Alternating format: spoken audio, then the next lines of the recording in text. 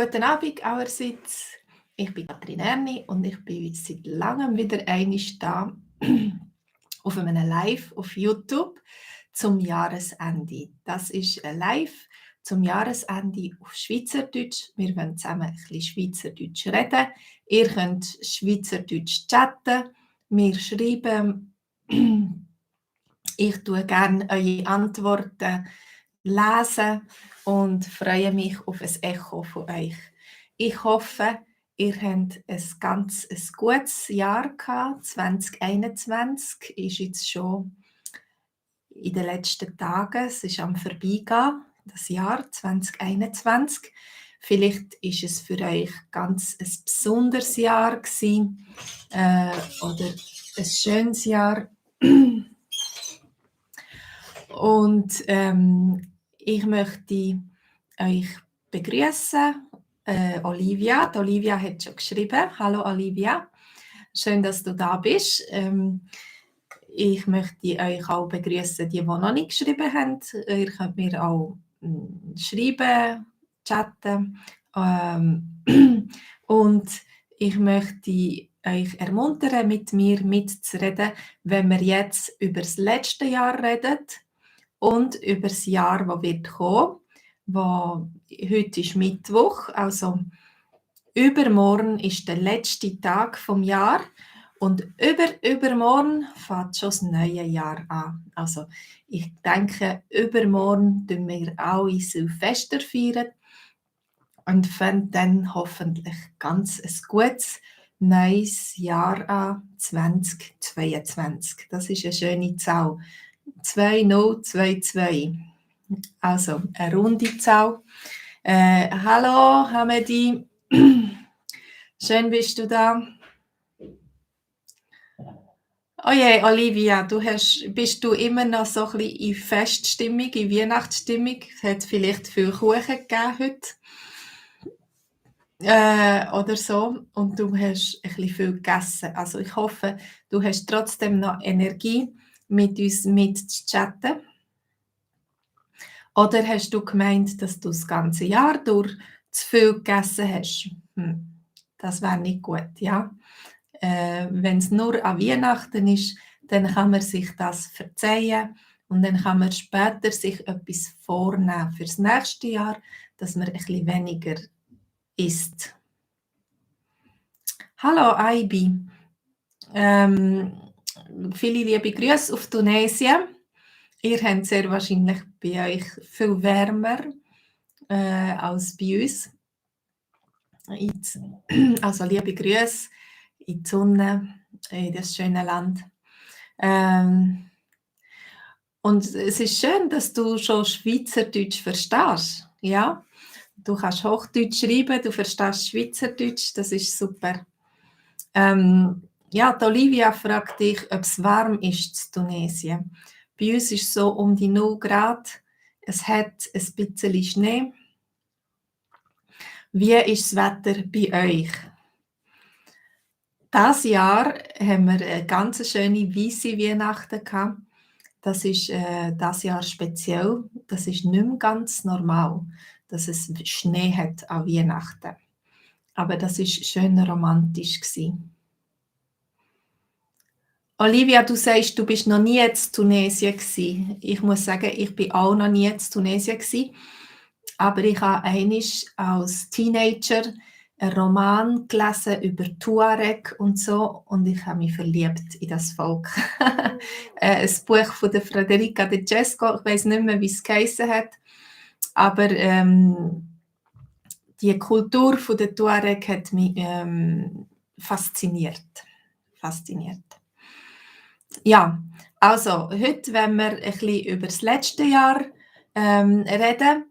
Was habt ihr euch vor einem Jahr vorgenommen? Habt ihr Pläne gehabt? Habt ihr Ziele gehabt? Habt ihr etwas Konkretes euch vorgenommen, was ihr machen wollt im 2021? Und dann habt ihr das wirklich gemacht oder habt ihr dann sehr schnell das vergessen? Dovke, hallo. du schreibst etwas von Rent, aber ich bin nicht so sicher, was du meinst. Es tut mir leid. Vielleicht kannst du Englisch schreiben oder Französisch schreiben oder Deutsch schreiben, dann verstehe ich, was du sagst. Ja, Aibi, natürlich. Es ist ein bisschen wärmer in Tunesien als bei uns, ja. Das wäre jetzt ein schöner Ferienort zum Wärme tanken und Sonne tanken. Ja, hallo Onir. Also, wir besprechen heute die Frage, was hast du dir vor einem Jahr vorgenommen? Was war dein Ziel gewesen? Was hast du machen? Hast du vielleicht aufhören rauchen? Oder hast du auf den Mount Everest gehen? Hallo Eddie. Ja, du bist schon seit 5 Jahren in der Schweiz. Schön. Ich hoffe, du hast dich gut eingelebt und kannst schon gut immer besser Schweizerdeutsch verstehen und vielleicht auch schon bald immer besser und fließend reden. Hallo Juan Carlos. Bei mir geht es gut. Die anderen, ihr könnt auch antworten, ob es euch gut geht. Das ist eine Frage vom Onir. Wie geht es bei euch? Wie geht es euch? So kurz vor dem Jahresende. Vielleicht habt ihr Ferien. Vielleicht viele Leute arbeiten nicht zwischen Weihnachten und Neujahr. Hallo Sahir, guten Abend. Ihr könnt ein bisschen entspannen und ihr habt Zeit zum Chatten, mit mir Schweizerdeutsch chatten. Ja, ich habe das letzte Jahr, ich glaube, wenn ich mich richtig erinnere, habe ich mir vorgenommen, dass ich möchte mehr Sport machen. Aber das war mein Vorsatz das letzte Jahr. Aber ich habe das nicht so viel gemacht. Also nicht viel mehr als vorher. Olivia fragt sich, ob du, Juan Carlos, ob du der spanische König bist.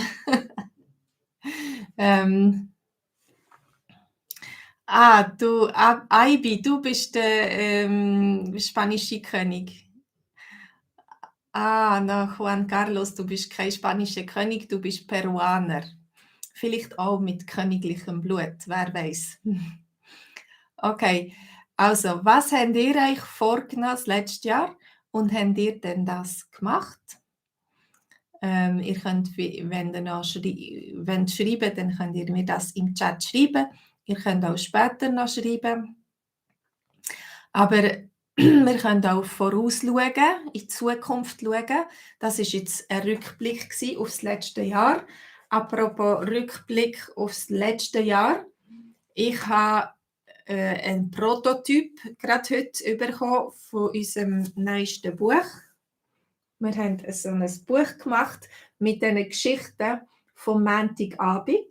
Also wir haben jetzt wir das durchlesen, schauen, ob es Fehler hat, ob wir noch etwas ändern wollen. Und dann drucken wir es drucken. Das ist «My Stories in Swiss». Und da haben wir ganz viele Bildergeschichten und ein bisschen Schweizerdeutsch Text. Und das ist ein Produkt von unserem Arbeiten dieses Jahr. Und wir sind froh, wir haben schon lange darüber geredet und das ist ein Ziel, das wir realisiert haben. Ja. Olivia, immer das Gleiche. Weniger essen, mehr Sport machen. Ich glaube, es ist gesund, wenn man asketisch lebt. Ja?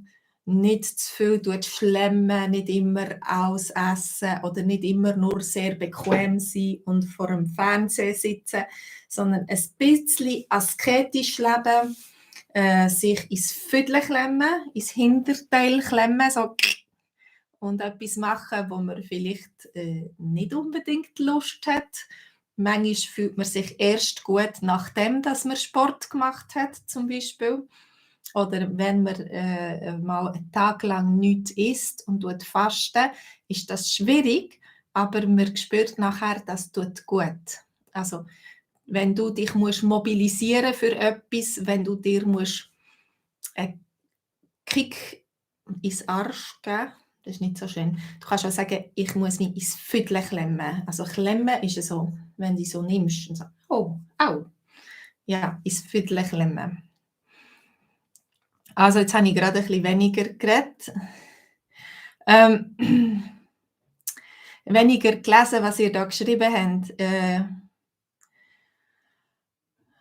Da ist jemand mit einem russischen Namen, glaube ich, oder so einer Schrift.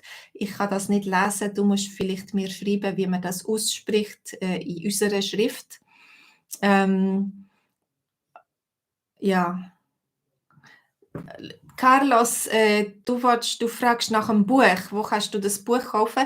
Das Buch kannst du eigentlich nicht kaufen. Im Moment müssen wir es erst drucken. Also nächstes Jahr wird dann das gedruckt. Und wenn du Interesse hast daran, ich weiß gar noch nicht, wie wir denn das richtig vertreiben. Also da muss ich noch mit meinem Mann reden. Genau, Olivia, ins Viertel. Das Viertel ist dein Hinterteil. Ja, klemmen. Klemmen. So wie ein Klemmerli. Klemmen. Mhm. Edi, du kannst auch Italienisch. Und du findest Schweizerdeutsch schwieriger als Italienisch. Und du kommst ein bisschen Durcheinander über, manchmal mit den Zahlen. Genau, das ist wie auf Hochdeutsch. Bei den Zahlen sagst du zuerst Zehner und dann sagst du erst Deiner. Umgekehrt, zuerst Deiner und dann Zehner. Also zum Beispiel 24. 24. Das gibt manchmal ein kleines Durcheinander bei gewissen Leuten, wenn sie das lernen. Genau. Aber das ist eine Gewohnheitssache und wenn du viel das übst, dann nachher kommt es immer besser. Edi, du kommst aus Italien. Mein Großvater hat Edi geheissen. Also sein ganzer Name war Edwin, aber es haben ihm alle Edi gesagt. Ja, denn natürlich, Muttersprache ist immer einfacher als eine Fremdsprache, oder? Ich finde Schweizerdeutsch die einfachste Sprache. Ja, buongiorno, genau. Oder wir haben uns eben das letzte Jahr, wir haben vielleicht nicht unbedingt uns vorgenommen, ein Buch zu machen, aber wir haben davon geträumt, ein Buch zu machen. Und das ist jetzt das erste Exemplar, das gedruckt ist. Und jetzt müssen wir da noch ein bisschen dran schleifen, etwas verbessern vielleicht. Und dann informieren wir euch, wenn dann das Buch erhältlich ist und wo es erhältlich ist und wie ihr das könnt bekommen könnt. Da hat es Lektionen drin von unserem Montagabendkurs. Wir haben immer am Montag am Abend, am 8. Uhr, interessanten Kurs mit 4 Bildern, je 4 Bilder zu einem Dialog. Und interessanten, lustigen Dialog.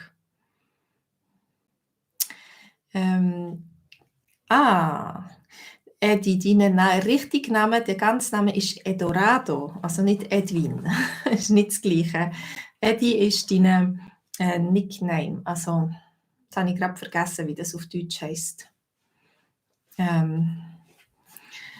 Ja, Olivia, das ist unser erstes Buch. Das bin nicht nur ich, die daran gearbeitet hat. Wir sind etwa ein Team von 4, 5 Leuten. Und das ist ein Produkt von uns allen zusammen. Hallo, Francisco.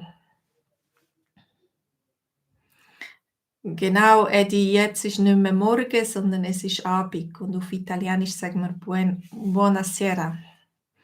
Genau, grüezi. Also, wir haben davon geredet, eben, was wir uns vornehmen fürs nächste Jahr. Vielleicht habt ihr Ziel oder habt ihr Träume fürs nächste Jahr, was ihr möchtet machen, was ihr möchtet auch beruflich machen, vielleicht verändern. Vielleicht wollt ihr eine Weiterbildung machen oder ihr möchtet gerne eure Stelle wechseln, den Job wechseln oder ihr möchtet vielleicht etwas Karriere machen, vielleicht einen Chefposten übernehmen oder so. Vielleicht habt ihr Aussichten, dass es könnte sein, dass ihr das nächste Jahr vielleicht ein bisschen Karriere machen könnt. Genau, ein Spitzname. Ja, Olivia, du bist gut. Ein Spitzname. Also Eddie ist ein Spitzname. Francisco, wenn du möchtest regelmäßig mit uns lernen, dann kannst du dich einschreiben. Du hast unten daran einen Link und du kannst dich einschreiben für einen Schweizerdeutschkurs. Jede Woche gibt es neue Dialoge, neue Bilder und du kannst mit uns üben auf Zoom. Und der erste Monat, wenn du dich einschreibst, der erste Monat ist gratis. Also du kannst so schnuppern. Also schnuppern ist, was der Hund auch macht, wenn er mit der Nase so sucht. Du kannst mal ein bisschen hineinschauen, wie das ist, schauen, ob es dir gefällt, ob das gut ist für dich und dann kannst du einen Monat lang das testen mit uns. Also du musst unten auf den Link gehen für unseren Montagabendkurs, FIB-Kurs von unserer Schweizerdeutsch-App kannst du den haben. Ja. Oh Nir, du musst gerade arbeiten. Hast heute Nachtdienst. Wir wünschen dir, dass alles gut geht in dieser Nacht, dass es rund läuft und keine Probleme gibt. Und vielleicht hast du später einmal Zeit, mit uns das noch einmal zu schauen, den Film, oder mit uns im Kurs mitzumachen.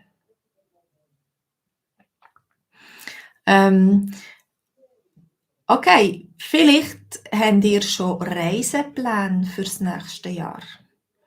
Wer von euch weiss schon, wohin dass er möchte reisen das nächste Jahr?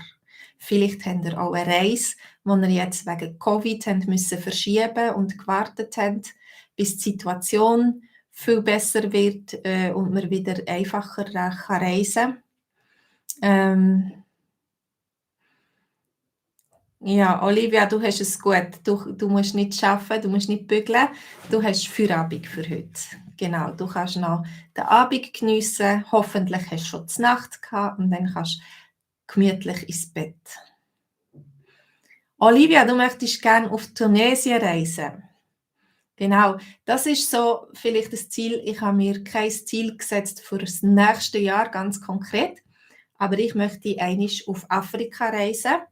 Und zwar Zentralafrika, Ruanda, vielleicht Uganda. Das ist dort, wo ich geboren bin, aber ich bin nie mehr dort gewesen. Ich habe keine Ahnung, wie es ist. Also ich würde gerne einmal dorthin wieder reisen und so ein bisschen zurückgehen in der Zeit und die Menschen und die Leute kennenlernen, die dort wohnen. Nicht nur eine Woche oder 2 als Tourist, sondern ich möchte gerne auch die Leute besser kennenlernen. Aber im Moment ist es schwierig mit dem Reisen und mit der Zeit. Vielleicht muss ich das ein bisschen auf später verschieben. Was habt ihr vor? Was sind eure Traumziele zum Reisen oder so vielleicht auch realistische Ziele, die ihr habt fürs nächste Jahr oder für irgendeine in Zukunft? Ja, das klingt ganz toll. Wenn es geht, wäre es schön, wenn ich noch meine Familie mitnehmen könnte. Die ältesten Kinder, es ist gar nicht mehr sicher, dass die immer mit uns reisen können. Sie werden immer älter und immer selbstständiger. Und wenn nicht mehr mit den Eltern reisen. Fatala, hallo. Oder ist echt Aniba dein Vorname? Ich weiß nicht. Dein Ziel für 2022 ist es, Gruppenleiter zu werden. Ja, das ist ein gutes Ziel und hoffentlich auch realistisch, dass du kannst zeigen, dass du gut bist, dass du fähig bist und vielleicht musst du noch einen Kurs machen oder so. Aber wir wünschen dir viel Erfolg und dass du dein Ziel kannst umsetzen. Das ist schon der erste Schritt, ja. Wenn man ein Ziel hat, dann kann man auf das Ziel hin schaffen. Und das ist schon der erste Schritt, dass das Ziel dann kann realisiert werden. Also vielleicht haben einige von euch vor, eine Weiterbildung zu machen oder eine Ausbildung.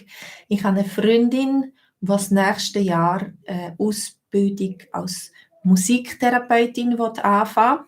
Also das ist berufsbegleitend. Sie muss arbeiten, sie muss Geld verdienen für ihren Alltag zum Leben. Aber sie kann berufsbegleitend während, glaube ich, 6 Jahren, so viel ich weiß, so ein Studium als Musiktherapeutin machen. Und das hat sie gelustet, das hat sie gereizt und jetzt hat sie sich endlich dafür entschieden. Ah, Fatala, das ist dein Vorname. Cool, merci. Ja, sie tut also umsatteln. Sie hat einen anderen Beruf jetzt und lernt ganz einen neuen Beruf. Dem sagt man tut umsatteln. Also wenn ich jetzt Lehrerin bin und dann plötzlich möchte ich, was möchte ich werden? Musikerin werden oder ich möchte etwas anderes machen, ganz etwas anderes. Oder eben Therapeutin oder Logopädin. Das heisst, man tut umsatteln. So wie den Sattel von einem Ross nehmen, wo man drauf geritten ist, und auf ein anderes Ross tun. Juan Carlos, dein Ziel ist es, Schweizerdeutsch zu lernen und gut zu beherrschen. Das ist ein gutes Ziel. Vielleicht kann ich dir ein bisschen helfen dabei, das wäre noch cool.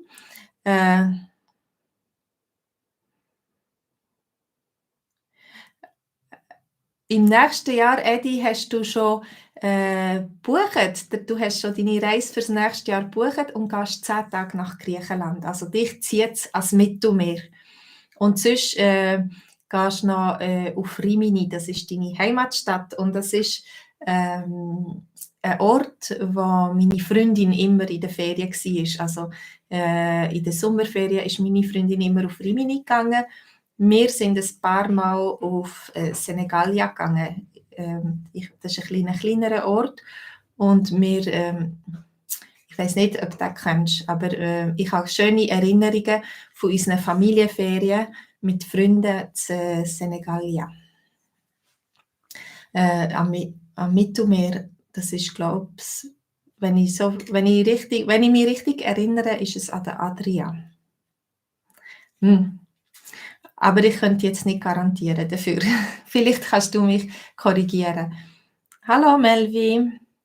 Und die anderen, habt ihr keine Träume, wo ihr möchtet in die Ferien gehen? Habt ihr kein Ziel oder Reiseplan, wo ihr möchtet verwirklichen, wo ihr möchtet umsetzen?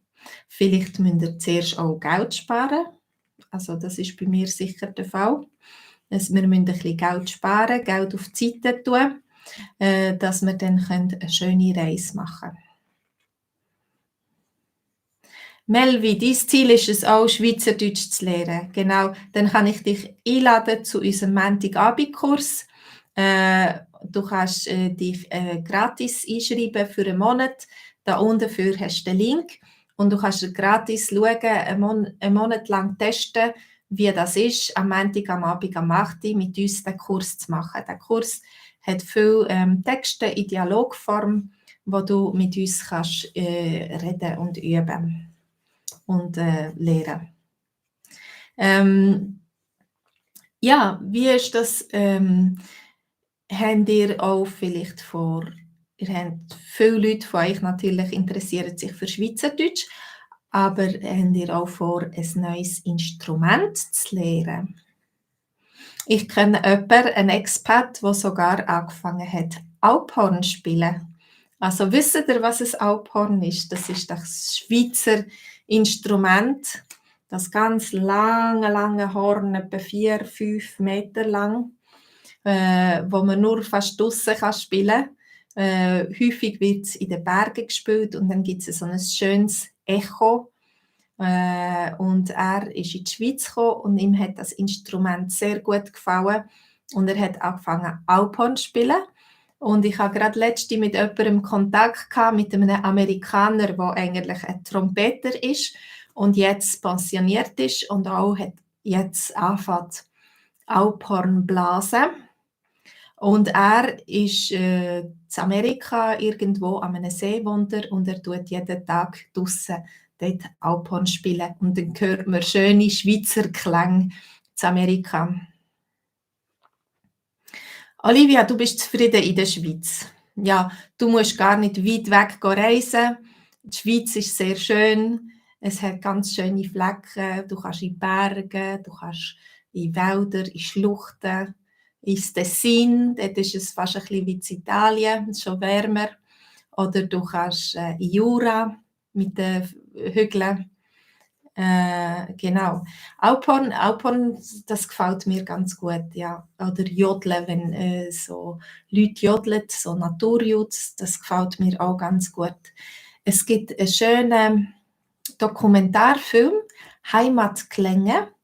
Es ist ein Schweizer Dokumentarfilm, wenn ihr euch interessiert so für Jodeln und so Sänger, die so typische Schweizer Gesang machen, aber improvisieren, dann nachher ist das ein schöner Film für euch.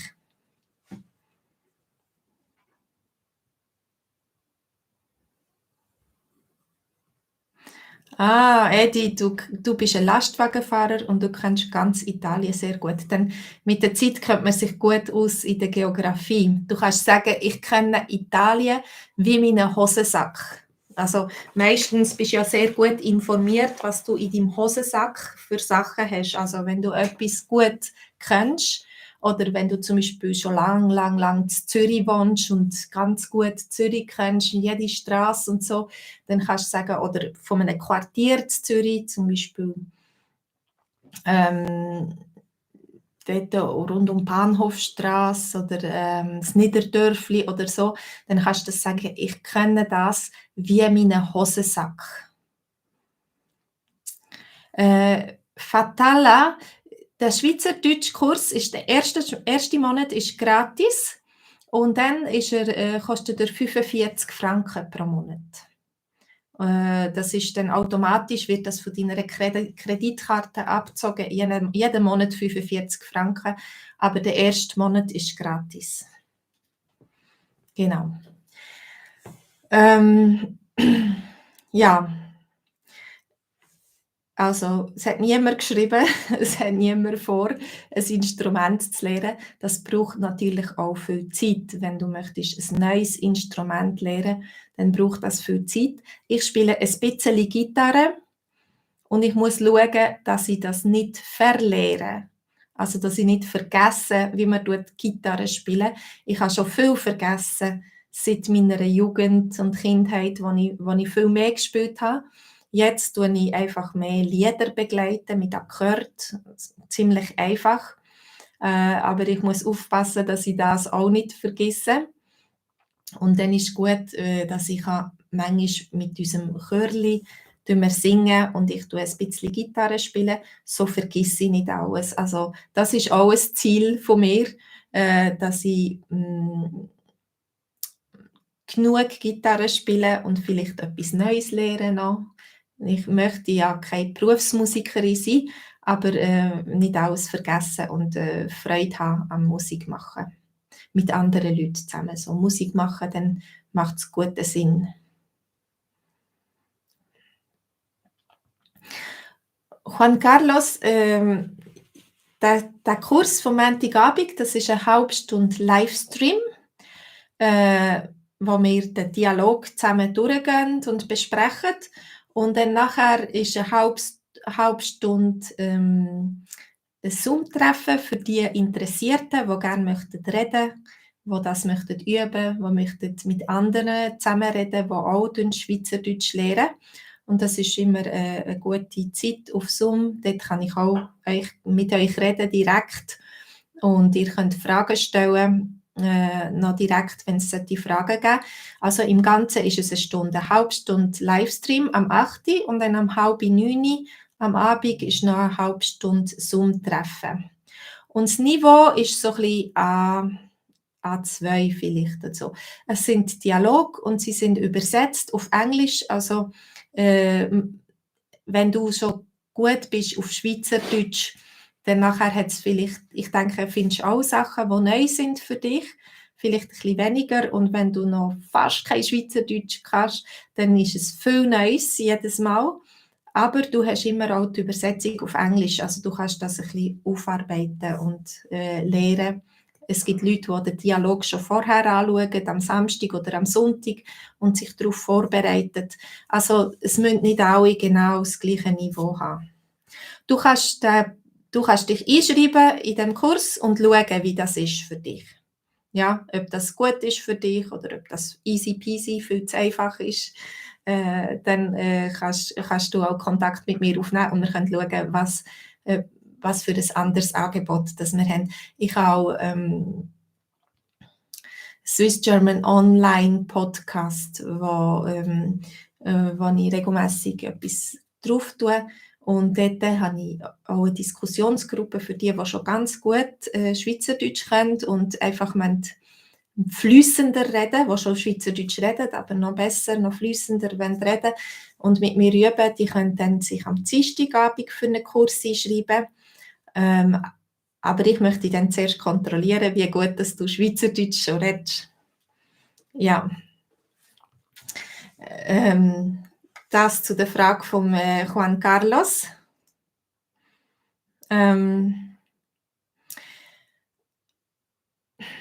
Ja, Fatala, der Preis ist günstig. Das ist so ein Gruppenkurs. Da haben mehrere Leute, ganz viele Leute können mitmachen eigentlich und mitschreiben, mitchatten. Und darum ist es ein bisschen günstiger. Und nachher im Zoom-Treffen ist es schön, wenn da kannst du andere Leute auch kennenlernen. Und ich tue eine kleine Gruppe machen. Also dann könnt ihr in kleinen Gruppen von 2 oder 3 Leuten zusammen das üben, was wir gelernt haben. Und das ist auch immer lustig, untereinander ein bisschen kennenlernen. Ja, dann vielleicht habt ihr sportliche Ziele für das nächste Jahr. Vielleicht habt ihr einen Vorsatz, ganz konkreten Vorsatz, dass ihr möchtet können, ich weiss nicht, einen Marathon springen oder so. Oder vielleicht, das ist ein sehr hohes Ziel. Das ist sehr hoch gesteckt. Für mich wäre das total irrealistisch, glaube ich. Also ich tue mir schon gar nicht erst so ein Ziel stecken, sonst bin ich nachher enttäuscht, wenn ich das nicht einhalten kann, nicht machen kann. Oder ich gebe mir gar keine Mühe, das zu machen, weil ich weiß, dass es nicht geht. Ich denke, ich habe in Sachen Sport vielleicht vor, mehr Velo zu fahren. Im Winter, wenn es Schnee hat, langläufeln, so an die frische Luft zu gehen, Sport zu machen. Und ich glaube, ich muss mich einschreiben. Ich habe schon eine Gruppe, die ich kenne, die trainieren jeden Samstag am Morgen, trainieren, eine Stunde lang. Und ich glaube, das ist mein ganz konkretes Ziel für das nächste Jahr, dass ich am Samstag am Morgen, um 9:30, glaube ich, mit diesen Leuten trainieren. Das ist, ich muss mir Zeit machen. Das ist eine Frage von Prioritäten, oder? Es gibt 1000 Sachen, die du machen kannst. Und wenn dir etwas wichtig ist, dann musst du Prioritäten setzen. Also du musst sagen, nein, das ist jetzt mir wichtig, das tue ich einplanen, das schreibe ich in meinen Kalender. Und am besten, für mich ist es wichtig, wenn ich das mit anderen Personen zusammen mache, dann nachher mache ich das. Wenn ich in einen Club gehe, wenn ich irgendwo mitmache, wenn ich mich engagiere und sage, ja, ich komme, dann komme ich. Aber wenn ich etwas allein mache, nur für mich, dann ziehe ich das nicht durch. Dann nachher bin ich zu faul, bin ich ein bisschen müde oder ich habe wichtigere Sachen zu tun oder ich finde immer eine Ausrede. Wie ist das bei euch? Sind ihr gut im Ausreden finden, wenn ihr etwas machen solltet und nicht so gern macht oder nicht viel Motivation habt? Wie ist das? Das ist so eine typische menschliche Sache, würde ich sagen, dass man so Ausreden findet. Jetzt ist schon spät oder es ist schon dunkel draussen, ich kann nicht mehr joggen oder spazieren. Ja, ich weiß nicht, wie das bei euch ist. Vielleicht sind ihr auch Könige im Ausreden machen.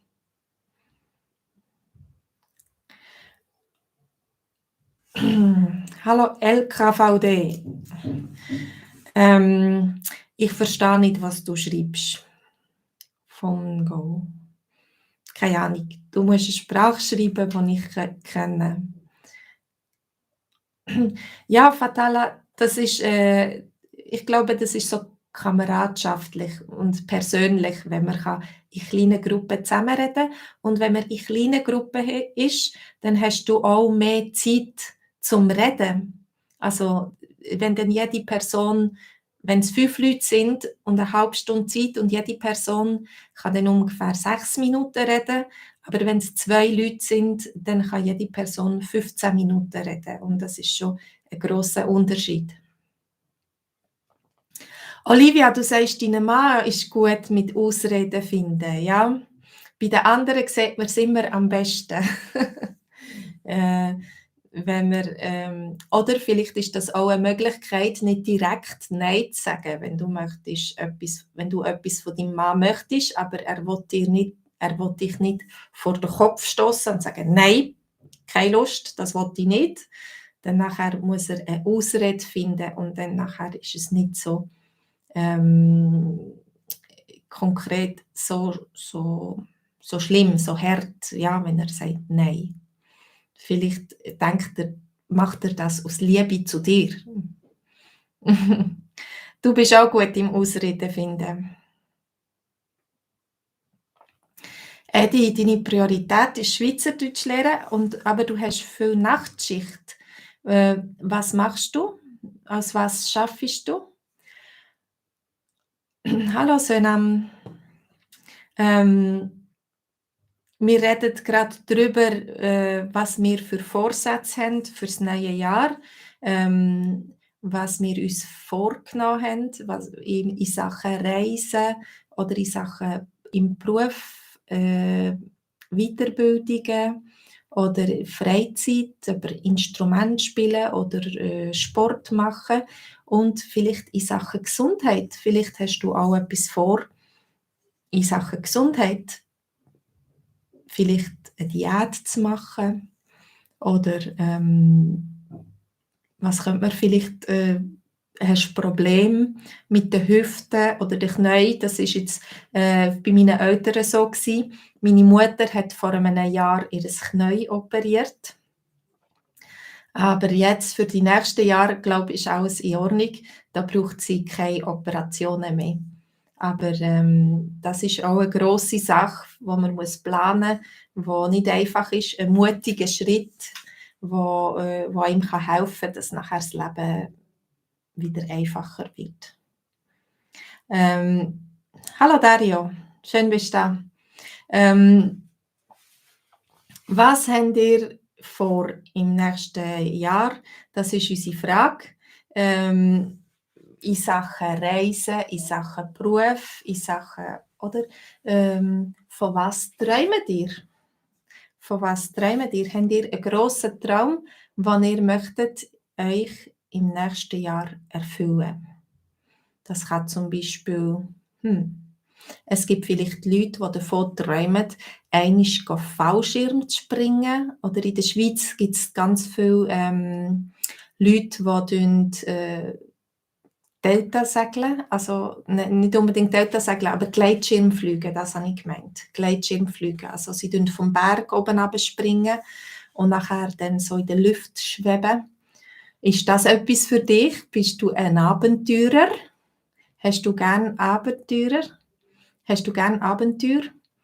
Oder hast du irgendwie so eine verrückte Idee oder irgendeinen so einen verrückten Plan, Paris-Dakar-Rennen oder weiss nicht was, wo du einmal, so einen Traum, wo du einmal vielleicht möchtest erfüllen?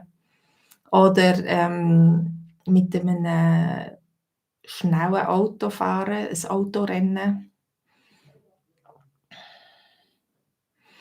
Ja, bitte, Senam. Wenn du Lust hast, regelmäßig mit uns Schweizerdeutsch zu lernen, dann hast du unten einen Link und dann kannst du dich einschreiben. Du kannst dich einschreiben für einen Monat lang gratis mitzumachen in unserem Schweizerdeutschkurs am Montagabend.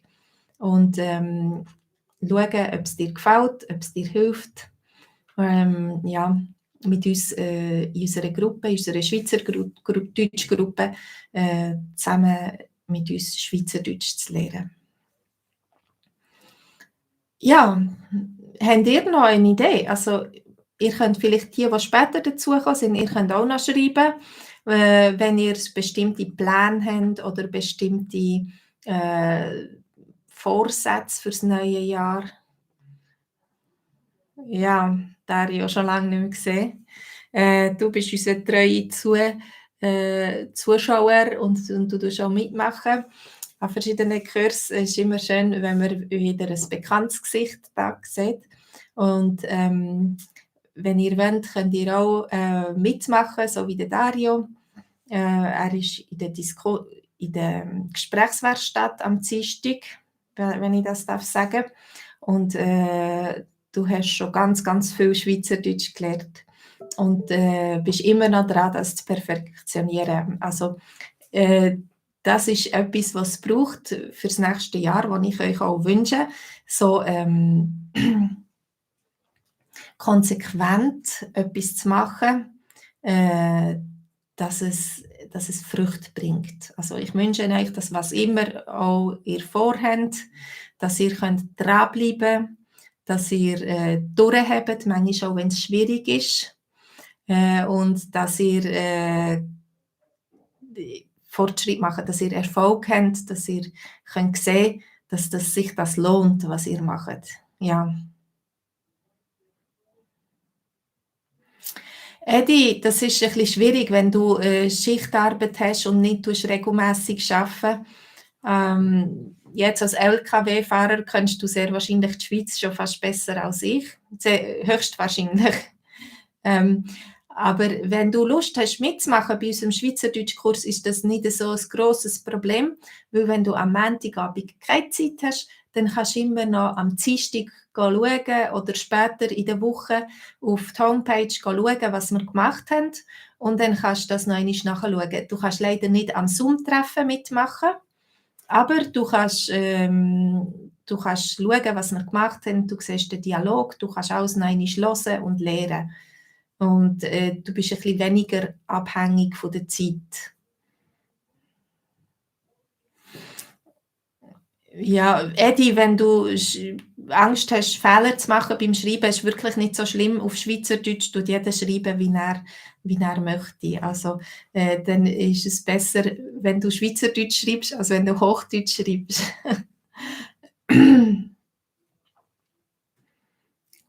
Sönam, du machst diesen Sommer einen Lehrabschluss. Super. Ich hoffe, du kannst deine Lehre mit Erfolg abschließen und hast dann auch Spass an deiner Arbeit, dass du Applaus hast beim Arbeiten und eine gute Stelle findest. Das ist auch wichtig, ja. Dass du einen guten Platz hast, eine gute Stelle mit guten Kollegen, wo du gut auskommst zusammen und so. Also für dich steht ein Jahr bevor, mit einer grossen Veränderung. Ja? Du machst deine Lehre fertig, du trittst ins Berufsleben ein, ganz konkret. Du musst noch eine neue Stelle suchen, sehr wahrscheinlich. Dann ist das ganz ein aufregendes Jahr. Sonam, du spielst auch Gitarre, das ist dein liebstes Hobby. Dann hoffe ich, dass du das nächste Jahr auch Zeit findest, weiterhin Gitarre zu spielen, vielleicht in einem Chor oder in einer Band oder irgendwie mit anderen zusammen, dass du, dein Hobby kannst einsetzen und brauchen und vielleicht Konzerte geben, wer weiß. Ja. Gut. Sönam hat uns noch geschrieben, was sie Das ist ein gutes Ziel, was sie für Ziel hat nächstes Jahr. Ihr könnt auch immer noch schreiben. Fatala, du möchtest deine Schwester in die Schweiz einladen im Sommer. Genau, du möchtest deine Familie wieder sehen. Das ist natürlich eine super Idee. Und deine Schwester freut sich sicher riesig, wenn sie dich besuchen kann. Oh, Senam, dein Traumberuf ist Pilot zu sein. Das ist ein Kindertraum von vielen Kindern, der gar nicht so einfach ist zum Machen, also zum Durchführen oder ausleben, der Traum, ja. Als Pilot muss man sehr fit sein und man wird gut geschult und es braucht nicht ganz so viel, wie möchten gerne Piloten werden. Also wenn das dein grosser Traum ist, lohnt es sich vielleicht dran zu bleiben und deinen Traum zu verfolgen.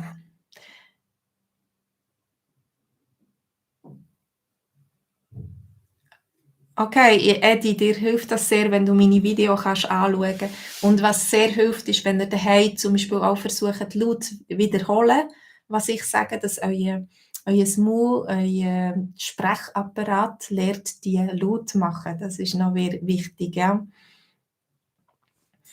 Genau, Olivia, es braucht viel Energie und Zeit, Pilot zu werden. Ich habe in meiner Kindheit äh, einen Bub gekannt und er hat immer Lokführer werden. Sein grosser Traum war es, Eisenbahnfahrer zu sein, also Lokführer. Und er hat tatsächlich dann seinen Beruf gelernt, aber zu dieser Zeit hat man müssen Mechaniker lehren, eine Mechanikerlehre machen, dass man Lokführer werden kann. Und dann, als er seine Lehre fertig hatte, hat sie die Vorschriften haben gerade geändert und es hat geheißen, nein, man muss Elektroniker sein, dass man Lokführer werden kann, die Lokführerausbildung machen und er hat also nachher noch die Elektronikerausbildung gemacht oder Elektrikerausbildung und dass er dann endlich Lokführer werden kann. Und heute schafft er, so viel ich weiss, bei der BLS und ist überglücklich, dass er arbeiten kann und durch die Schweiz fahren mit der Eisenbahn. Also es lohnt sich, am Traum dran zu bleiben und nicht gerade aufzugeben. Es ist möglich, einen Traum zu verwirklichen. Gut.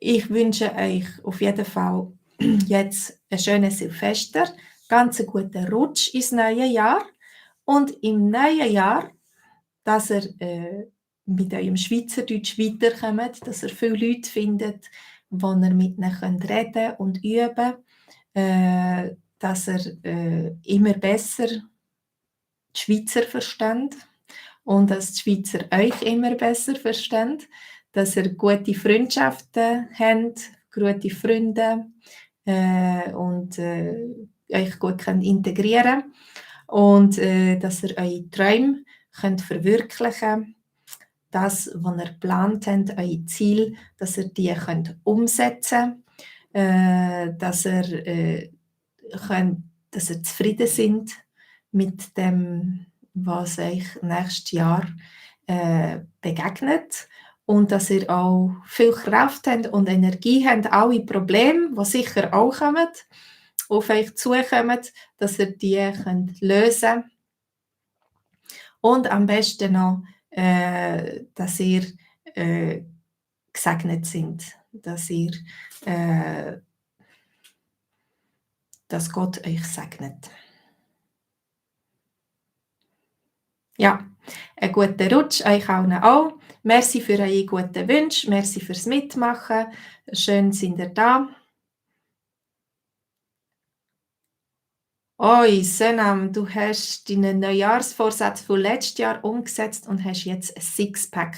Ich muss sagen, mein Mann hat auch so einen Vorsatz und er ist auf gutem Weg dazu. Vielleicht ist noch nicht ganz 100% Sixpack, aber er hat schon viel abgenommen und er trainiert wirklich regelmäßig. Also Chapeau, Hut ab. Von denen, die ihre Ziele haben und ihre Ziele konsequent umsetzen. Oh, feliz nuevo anno. Ja, für die Italiener unter uns sehr wahrscheinlich. Oder ist das Spanisch? Also, einen guten Rutsch ins neue Jahr. Macht's gut. Tschüss zusammen. Ja, bleibt gesund. Ja, bleibt gesund und munter. Tschüss, Angard. Tschüss miteinander. Jetzt muss ich schauen. Da. Oh. Macht's gut. Tschüss zusammen.